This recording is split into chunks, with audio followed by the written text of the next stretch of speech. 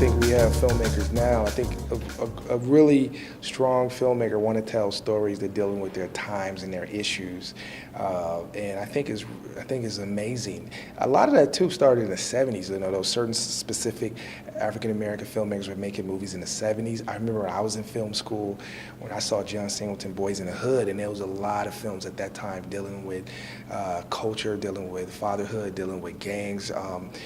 Really of making aware of what's going on, and I think this is what's happening now is you want to make aware of the audience of what's going on. I mean, this is what's happening in the '50s with the French New Wave or Italian neorealism, all those kind of films at that particular time. I think there's a movement now, and as it goes to filmmakers want to be relevant and talk about what is happening now, and I think that's very important.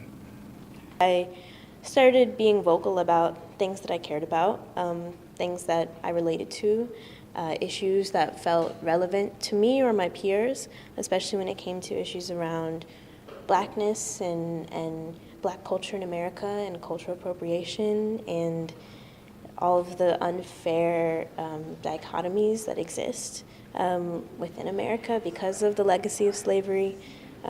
So those are things that I understand that I've always spoken to, I guess, pretty freely. And also, I think is just ingrained into how I navigate my industry because I am a feminist and I am black. And so I approach all of the work that I do from the perspective of a black woman, and I'm interested in advocating for myself and for people who look like me, and especially for younger black girls who don't have the representation that they need, who can potentially be so empowered by having work that speaks to them and that humanizes them.